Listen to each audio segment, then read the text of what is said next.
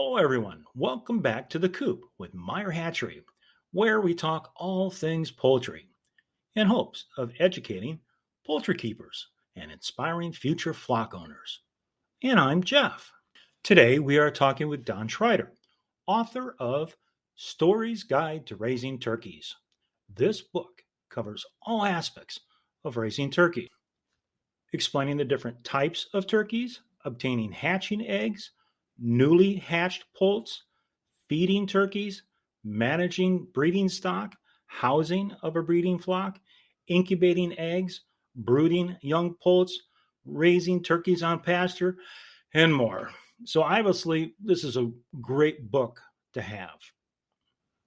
When placing your order for Storey's Guide to Raising Turkeys, you get, because you're listening to me today, 20% off by using the code BOTM23 at checkout.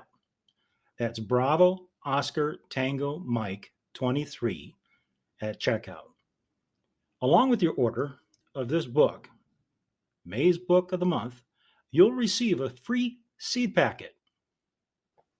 If you plan to raise turkeys, or you already are raising them, you really need to gain the valuable knowledge on raising them better and more efficiently with this book in your library.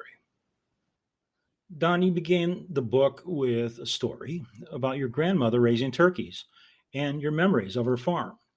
Can you share more about when your interest in turkeys first started? When I was very young, our neighbor raised turkeys. He raised them in a cage up off of the ground and sold them every year for Thanksgiving. I was probably 2 or 3 when I used to go and visit the turkeys. And from that point on, for about the next 8 years, I'd see them, period. But my grandmother also raised turkeys. She raised them starting in the 1930s, and she was a farm girl and very proud of the fact that one year her turkeys paid for a very nice coat. She sold them for the Thanksgiving and Christmas markets, period. She tried raising both bronze and bourbon reds, and later settled on blacks. There was a breeder in Maryland of blacks that were of good quality. But I've always found them interesting right from the beginning. I cannot imagine the priceless knowledge passed down from your grandmother. Truly a great beginning. Tell us more about your experience in raising turkeys on your farm. My first turkeys that I owned came to me from a friend of mine, Michael Ficasio. They were small whites, midget whites, beautiful birds, but I'd admired them for a while, and Mike had a small flock, Tom and 4 hens, and he one day looked at me and said, "You're a turkey guy. You need to have turkeys." Period. So that's how I first got turkeys, through friendship, and a lot of times in poultry, the human relationships are as important as just a dry business type mindset. Human relationships have kept these lines going for so long. And so I was very proud to own my own turkeys. Thank you, Mike, if you're listening. I totally agree. The poultry world connections that you can make with other poultry people are one of a kind. Some of the nicest people you will ever meet have chickens, turkeys, guineas, geese. You find them. They're the nicest people. Do you have a favorite turkey variety? And if so, what makes it your favorite? My favorite turkey variety. Well, there's so many good ones to choose from. I've, of course, standard bronze. When you actually get that bronze iridescent sheen on them, uh, the large blacks are quite nice. Of course, I've had whites, as I mentioned. They can be quite beautiful out on like green grass. But Oh, and the bourbon reds when the color's not muddy. Um, they're all quite beautiful. But I'd have to say, if I was to narrow it down to one kind of turkey, I think the most beautiful turkey I've seen would have to be either the Narragansett or the sweetgrass turkeys. Something about those color patterns I just find really nice. Oh, yes, we carry the Narragansett Heritage Poults and the Bourbon Reds. They are stunning. And we also have the Midget White Heritage Poults. And I can easily see the appeal of those white turkeys amidst a field of green. Beautiful. We have talked about the pretty. Now let's talk about the necessary uglies we have to face. What are some of the biggest challenges you've dealt with while raising turkeys? In terms of challenges, I think the biggest challenges I've faced have been predators. I do live on a mountain in West Virginia, so we have lots of predators. In fact, one time I had a wild cat. It was probably a bobcat, but it sounded more like an East Coast mountain lion. Um, Actually, go after my turkeys at night. Um, I ran out. I have a dog that was living outside guarding the poultry, and she was very old. And in the middle of the night, I heard her going off. I grabbed my gun, ran out with a flashlight, and I could hear the cat out there, but I couldn't see the cat. So I shot the gun down into some soft ground, and I could hear something run off. And I got the flashlight, looked around, and found my tom turkey had a great scar across the front breast of the turkey. Um, in fact, he was fine. We got some medications and put on his wounds, dressed him, and pinned him and the girls up, which they don't like. They like to be out moving around, but I put them in a big 10 by 10 dog kennel. And for the next month, I did not let them out. But the cat never returned. So to this day, I don't know if it was a bobcat or something larger, but the tom turkey had a bare spot on his breast where he'd been attacked. So predators are something to take seriously. Of course, another issue can be the turkeys themselves. Um, Turkeys have personalities. And one of the things that you will see with turkeys is one turkey doesn't like the way the other turkey's looking at him. And before you know it, you walk out and one turkey's pecked the eye out of the other turkey or out of a chicken that dared challenge it. Uh, if you have a large group and they're too closely confined, that can be common. If they have plenty of space, it's less common. But you'd be surprised that turkeys don't like to be insulted. Totally agree with you about animals coming after your poultry. They love them. So you got to protect them. I totally agree with you on that. And you had medicine on hand, which proves you need to keep medicine on hand. Have a poultry first aid ready kit for anything that happens because, like your turkeys, beating up on each other because they looked at them wrong. Good grief. Okay, so we talked about turkey varieties and challenges. Let's talk about incubation. The chapter on using an incubator to hatch turkey eggs is perhaps the most informative and thorough discussion we've seen. Do you have any recommendations on your preferred type of incubator for hatching turkey eggs? There are many, many kinds of nice incubators out there. Right now, Hatch Time looks really good. Um, Brinsea was a big one for a while. Before that was Sportsman, which I have a Sportsman incubator and it works wonderfully. But my favorite incubator is the incubator I use to hatch. So I use one incubator to incubate the eggs, and then at the end of the 2 weeks or by the 18th day. I'm sorry, into 3 weeks, not 2 weeks.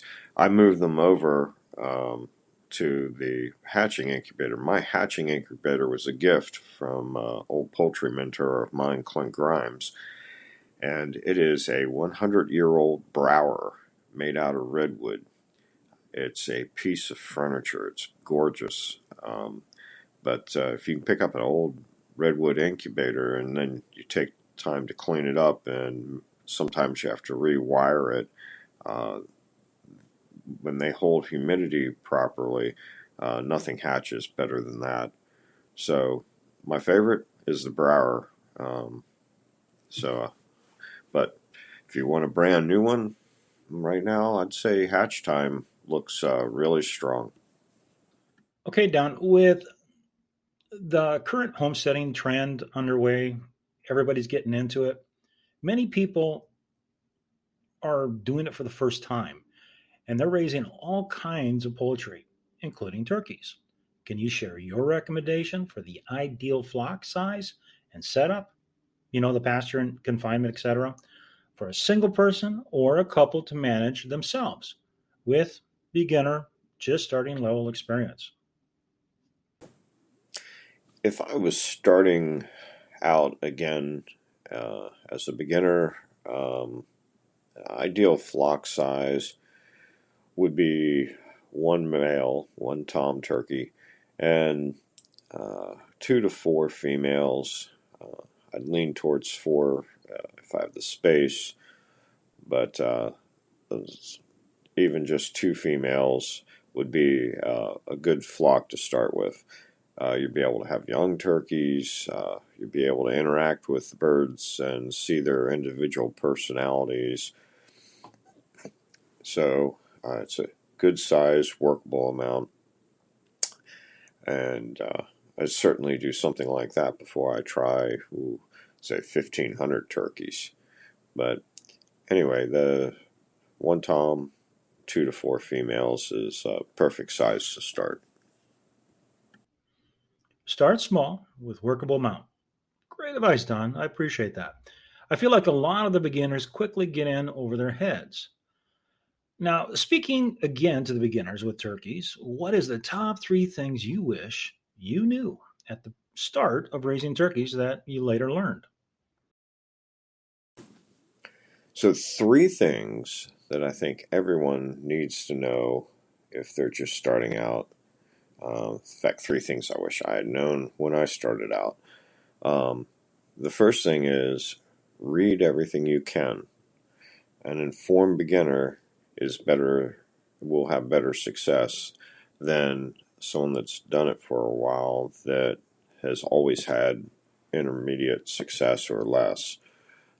So yeah, you can, if you spend 18 minutes a day at anything, every day for 3 to 5 years, you can be better than 80% of the people out there at it. So read, read voraciously. Fortunately for me, I do read voraciously, and I love especially old poultry books. So that helped me out. The second thing I would like to have known was turkeys love open air roosts, and especially high roosts. Like I said, Donald Grimes was the first turkeys I saw, and he kept his inside of a hutch. And of course, the reasoning there is to keep them off the ground so that they don't get exposed to the cecal tonsil worm, so they don't get blackhead, which is a disease turkeys are very prone to in many cases. But turkeys will prefer to sit out even in snowstorms. When their head gets cold, they tuck it under a wing. It's really surprising how they prefer open air and big high roosts to some nice cozy shelter. The third thing that I wish I had known, and this is important, so listen. Turkey's favorite treats are blueberries. That's right, blueberries. So you can just about train a turkey once they get a taste for blueberries.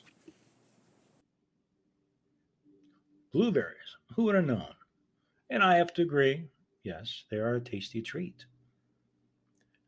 But I especially loved your advice about being an informed beginner, reading 18 quick minutes a day to learn. And that's great advice to add with a great book that Don has written for you. So, in your opinion, what aspect of turkey ownership do you find the most rewarding? And from a business perspective, because we all need that little side business, right? The most profitable. So, what is the biggest reward of owning turkeys?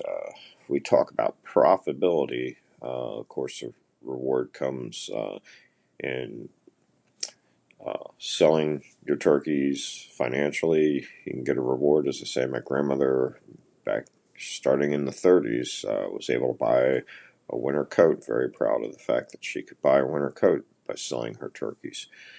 Um, these days, not only can you make a little bit of money, especially if you have an organic or small scale homestead, you're selling to your friends and family, selling to your neighbors, to the farmer's market, but you can also uh, present your own turkey for Christmas and Thanksgiving dinners. And if you go with one of the standard bred turkeys and you cook it properly, it's going to be the best turkey your family has ever had. A much nicer flavor, richer flavor than your commercial bird. Of course, there won't be quite as much meat on the bird, so it'll be more appropriate for a family size as opposed to super large gathering. But you'll also be proud as a peacock, maybe proud as a turkey, to be serving it. Now, other benefits, which maybe even outweigh that, just keeping any poultry around can be quite enjoyable. Uh, I've always loved to watch the interactions within the flocks and their interaction with me as I come around and do my chores, including feeding or treats. But one thing I have to say that makes turkeys stand out is they have incredible personalities. They are such individuals, and they may have some sense of being a flock, but they also go out of their way to be unique. Um, I've enjoyed their company. I've had tom turkeys that when I came down would hang out with me and walk around with me as I'm doing my chores, and then would wait for me to come back next time. Um, when you're feeding treats, like I said, you can almost train them with some treats. Like blueberries has been one that I've found. But even above that, it's just interesting. I remember one time at the county fair, my friend Doug Hempy and I were hanging out with we did the feeding and watering at the county fair and sort of helped the superintendent of the poultry department, who was our mentor, Mr. Richard Holmes. And there was a turkey tom that would come in there. And it was fascinating because his skin color around his head and snood would all change according to his mood, from a brilliant red with purple down to nearly white with light blue. And you could come up and touch him, and his head colors would change. So there are a lot of benefits to owning turkeys. I would highly recommend you do so. Another aspect that's certainly a benefit to raising turkeys and poultry can be the human interactions. If you decide that you're very serious about what you're doing, and let's say you want one of the heritage turkey varieties, you can get them from a hatchery, and that's a wonderful convenience. But there's also the, a whole world of exhibition poultry, which include turkeys. The American Poultry Association is the organization that, much like the AKC for dogs, and it is turning 150 years old this year. the big national meet, the big show, the big party where everybody will be in Columbus, Ohio in November. And the benefit is in going to such an event and meeting people. I mentioned human interactions before, but my list of mentors have been some of the people that have the largest influence on my life and some of the deepest friendships. But when you're around other poultry people, you can talk about things and learn new ideas, but you're also with people that share the interest and love for those creatures. Um, Even commercially, of course, you can't go to commercial facilities, but if you're in it commercially, you can join the American Pasture Poultry Producers Association, APPPA, different organization, and they're focused on pasture-raised poultry, obviously, including turkeys. And there you can meet a lot of people that are interested in marketing turkeys and learn from their experiences.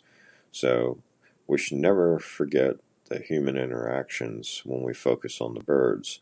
And a good example of somebody that's doing a lot to try to make poultry raising very good is Meyer Hatchery itself, doing little talks and highlighting books that might be of value to you, and they make it easy to get started into the poultry with a decent quality bird. So I think very highly of what hatcheries like Meyer Hatchery does. Meyer Hatchery, in particular, has been doing a great job of it. Sorry for the little promotion of the hatchery, but they are.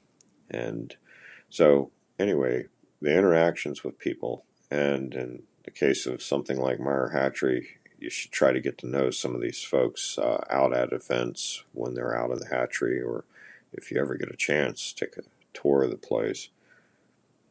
And that's my recommendation, though, is don't forget about the human element. There are other people doing this just like you. Well, thank you, Don. We appreciate your kind words about Meyer Hatchery. Thank you. Your answer for the most rewarding thing about turkey ownership is really spot on. I mean, you covered so many things about them that is poultry. It's the reason why we do it. It's the meat on the table that you did. Totally agree. Totally agree. And thousands of people listening, you all agree too. Those of you who have done it, you know what he's talking about. And I agree with you about the poultry shows. If you have not gone to a poultry show, you need to go to a poultry show. Google it, find one in your state, go. You will meet the nicest people you have ever met in your life at the poultry shows. I've done it personally for years and years and years, where there were summers we went to a different one every other week. And Ohio Nationals, year after year, huge, thousands and thousands and thousands of birds there. Incredible, incredible sight. You'll see breeds you've never seen before, and all different colors and varieties. Everything's there, and it's an amazing experience. It's in the fall. If you can go, you will not regret it. And with that, I thank you for listening today to us here at the Coop. Be sure to subscribe, and if you'd be so kind, drop me a review. Do you have a poultry related question or topic you'd like me to cover? I want to hear from you. Send me an email at podcast at meyerhatchery.com. And last thing, well, second to last thing, BOTM23 for that 20% off on this fabulous book that should be in your library. And one more last thing, life is good. I have turkeys.